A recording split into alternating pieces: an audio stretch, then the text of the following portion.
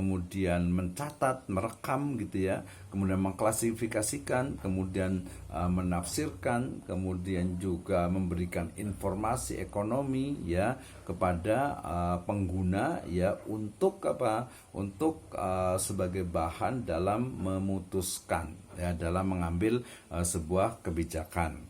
And the Islamic accounting is the accounting process which provides appropriate information, not necessarily limited to financial data, to stakeholder of an entity which will enable them to ensure that the entity is continuously operating within the bounds of the Islamic Sharia and delivering on its socio-economic objective. Ya, jadi ya Islamic accounting ya ini kalau dalam Islam berarti akuntansi syariah ya berarti dia proses yang memang menyediakan sebuah informasi ya, bukan hanya data keuangan saja ya yang diberikan kepada stakeholder ya untuk memungkinkan bagi mereka itu untuk apa ya, untuk istilahnya itu mendapatkan informasi dan mengambil kebijakan ya dengan tetap the bond of Islamic Syariah ya, the Islamic Syariah atau the Islamic law ataupun the Syariah gitu ya, yang didasarkan kepada nilai-nilai syariah. Ini adalah pemahaman dari accounting dan Islamic akuntansi. Oke, pengertian tadi sudah gitu ya. Berarti nanti kita ayat tentang pengertian apa nih gitu ya. Nah, berikutnya adalah prinsip ya. Ini ada 5 ya minimal nih terkait dengan akuntansi ini. Sekilas ini ya sebelum kita ke ayatnya. Jadi prinsip dari akuntansi ini ada entitas ekonomi di mana ya pemiliknya itu adalah bukan pribadi tapi adalah sebuah perusahaan, sehingga nanti dipisahkan nih antara uang pribadi dengan uang perusahaan. Nanti kalau akuntansinya keuangan pribadi ya bisa berarti uang sendiri gitu ya, tapi ini ya tentu saja biasanya adalah perusahaan karena harus ada pertanggung jawabannya. Kemudian yang kedua ada periodik akuntansi gitu ya, biasanya dia pasti otomatis ada jangka waktu tertentu ya, Januari ke Desember ya, atau Januari ke Desember, atau mungkin Juni ke Juli berikutnya atau yang lainnya. Biasa periodenya adalah 1 tahun. Kemudian prinsip biaya historis, artinya pencatatan itu dilakukan menggunakan harga perolehan ya, akuisisi. Nanti ada accrual system gitu ya. Ya kalau kita belinya 80.000 ya dicatat 80.000 gitu ya. Jangan belinya 80.000 dihitungnya 100.000. Wah, ini mungkin dalam beberapa cases gitu ya, dalam beberapa kasus itu terjadi seperti itu ya. Makanya ada misalnya ada markup harga gitu ya, ada istilahnya kwitansi bodong gitu ya, dan lain sebagainya lah, bukti penjualan yang tidak asli. Bahkan kalau di beberapa toko atau di beberapa ini kadang menyediakan istilahnya itu kwitansi atau bon kosong gitu ya, karena bisa diisi dengan harga sendiri gitu ya. Ini yang tentu saja bagian dari fraud ya, atau artinya kecurangan ya. Padahal jelas sekali la yahtaqiru illa khatiun ya, tidak boleh itu ikhtikar atau berbuat curang gitu ya, atau dikatakan itu apa, nah Rasulullah SAW an bai najas, itu juga bagian keuang apa, bagian juga dari kecurangan, termasuk juga nanti ada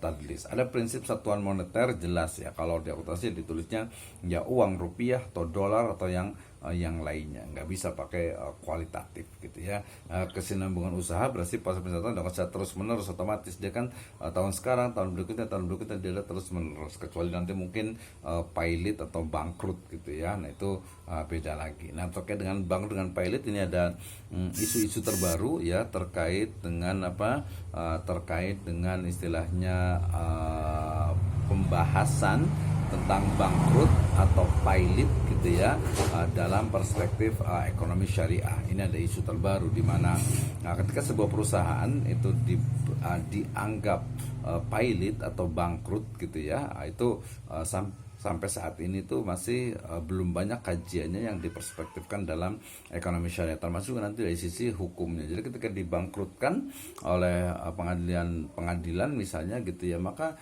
ya nanti prosesnya itu dilakukan dengan cara konvensional, tidak dengan cara syariah. Nah ini perlu berhati-hati nih ya, dan perlu dipahami oleh mahasiswa ekonomi. Oke, ya, ini prinsipnya juga sama tadi. Yang berikutnya adalah pengungkapan penuh, otomatis ya disajikan dengan tanpa menambahkan dan juga tanpa mengurangi. Kalau ada yang perlu dijelaskan kembali berarti ada catatan kaki atau lampirannya. Kemudian tadi pengakuan pendapatan, ini juga di mana ya pendapatan itu diakui jika terdapat informasi jumlah atau nominal yang pasti dapat diukur secara tepat. Jadi memang kalau sudah ada ya dicatat, kalau belum ada ya tidak bisa gitu ya. Kemudian prinsip mempertemukan, akuntansi dalam mempertemukan antara pencatatan jumlah pengeluaran pendapatan ya yang diterima agar diketahui keuntungan yang diperoleh. Yalah, jadi ada akun untuk istilahnya pendapatannya, kemudian juga pengeluarannya, operasionalnya, ada PTR-nya dan lain sebagainya. Konsistensi ini terkait dengan tidak ada perubahan dalam prosedur, metode dan juga kebijakan ya terkait dengan laporannya. Kalaupun nanti ada berarti perubahan dalam di tahun berikutnya. Materialitas berarti pencatatan dilakukan berdasarkan nominal atau dilakukan secara materi keuangan. Ini in English ada economic entity, kemudian going concern, kemudian historical cost, kemudian monetary unit, kemudian periodicity, ya accrual accounting. Tadi ya accrual accounting itu adalah transaksi wajib dicatat pada saat terjadi, bukan pada waktu kas diterima. Jadi ini terjadi transaksinya langsung dicatat gitu ya.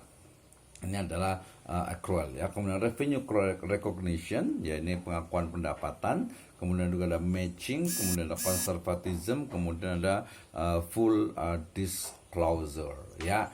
Itu nanti di akuntansi ya. Ini hanya sekilas saja jadi biar tahu ini tadi prinsipnya, nanti ayatnya seperti apa dalam konsep prinsipnya ya. Kemudian juga fungsinya. Ini juga nanti kita akan tahu, oh ternyata fungsi akuntansi itu adalah seperti ini, berarti ayatnya itu seperti ini, hadisnya seperti ini. Oke. Fungsi akuntansi yang pertama adalah rekaman laporan keuangan ya, di mana akuntansi menjadi sebuah laporan, menjadi rekaman laporan yang mencatat atau merekam, recording tadi itu ya, transaksi secara sistematis dan kronologis ya kan. Berarti dia ada laporannya. Kita akan lihat nanti ayatnya seperti apa. Yang kedua adalah menjaga dan melindungi properti. Langsung saja kita sebutkan dengan hifdzul mal gitu ya. Jadi menjaga dan melindungi properti ya, di mana akuntansi itu menghitung jumlah realitas dari penyusutan aset yang dimiliki secara real. Nah ini ya, jadi hifdzul malnya itu jelas sekali di dalam akuntansi gitu ya. Jadi ketika ada penyusutan aset gitu ya, berarti harus real juga, harus jelas seperti apa. Kemudian juga ada meeting legal ya, di mana akuntansi berfungsi untuk merancang dan mengembangkan sistem serta menjaga catatan dan pelaporan hasil yang nantinya akan selalu memenuhi persyaratan hukum. Ya ini biasanya terkait dengan nanti apalagi perusahaan yang sudah go public atau perusahaan yang pasti akan dimintai ada kewajiban untuk membayar zakat gitu ya. Nah itu akan ketemu di sana. Jadi itu fungsi dari akuntansi ya. Kemudian klasifikasi terkait dengan analisis secara sistematis dari data yang sudah tercatat. Jadi kita tahu ada arus kasnya seperti apa ya, hutangnya berapa, mungkin ada piutangnya, kemudian ada nilai investasinya. Nah itu akan ya untung ruginya tentu saja gitu ya. Nah yang kelima, meringkas artinya penyajian data ya rahasia dengan cara yang dimengerti dan lebih untuk internal maupun eksternal dari laporan akuntansi ya. Ini biasanya terkait dengan neraca saldo, laporan laba rugi dan juga yang lainnya gitu ya. Jadi ini fungsinya akuntansi, berarti memang menurut saya sangat penting. Tujuannya ini langsung ditambahkan dengan dalam Islamnya ada hifdzul mal gitu ya, atau hifdzul amwal, tapi kita biasa menggunakan hifdzul mal ya, memelihara harta, di mana tadi di Al-Baqarah 282 itu nanti kita bicara tentang kewajiban untuk menuliskan dan juga agar untuk menghilangkan keraguan-raguan ya. Ini terkait dengan kata-kata tadi faktubuh, itu juga menjelaskan tentang isyarat ya, agar menulis keuangan dengan semua sifat yang membedakan dari yang lainnya ya. Di sini walaupun nanti ada ikhtilaf ya, ketika ada perbedaan pendapat dan seterusnya ya. Tujuan juga mengambil keputusan jelas ya. Jadi mengambil keputusan nanti berdasarkan nilai-nilai syariah, maksudnya adalah ya laporannya itu sudah syar'i, kemudian otomatis memutuskannya pun dari informasi itu yang syar'i juga gitu ya. Nah termasuk juga dalam akuntansi syariah ini adalah menentukan hasil usaha yang akan dizakatkan atau akan yang tunaikan zakatnya. Jadi kan kalau di laba rugi kita tahu, kemudian juga jumlah aset juga tahu, jadi kita bisa menentukan zakatnya itu berapa gitu ya. Maka nanti ada akuntansi khusus untuk yang zakat gitu ya. Nah, menentukan dan juga menghitung hak mitra yang berserikat ini nanti dalam akuntansi yang sifatnya musyarakah gitu ya, termasuk juga yang mudharabah. Kenapa? Agar tidak terjadi kezaliman. Nah, demikian juga menentukan imbalan balasan ataupun sanksi ya imbalan bagi hasil yang diberikan atau bahkan dimungkinkan ketika adanya sanksi ya. Itu nanti sanksi biasanya dimasukkan di akun mana nih? Biasanya dimasukkan ke akun dana non halal, biasanya yang berasal dari bunga ya atau riba ya. Nah, ini prosesnya sekilas saja. Jadi mencatat ya, kemudian meringkas, kemudian melaporkan dan menganalisis. Nah, ini ya saya ulang. Jadi ada mencatat, proses pencatatannya, kemudian meringkas berarti datanya itu diringkas sehingga memberikan informasi yang lebih ringkas, lebih detail ya, kemudian dilaporkan otomatis laporan keuangannya, laporan laba rugi, laporan arus kas dan sebagainya, kemudian menganalisis berarti bagaimana konsep dari perbandingan dalam akuntansinya, kemudian juga dibandingkan laba ruginya gitu ya, kemudian ekuitasnya, jumlah asetnya, jumlah utangnya atau piutangnya dan lain sebagainya. Ini siklusnya ya, ini juga agar tahu dalam proses akuntansi.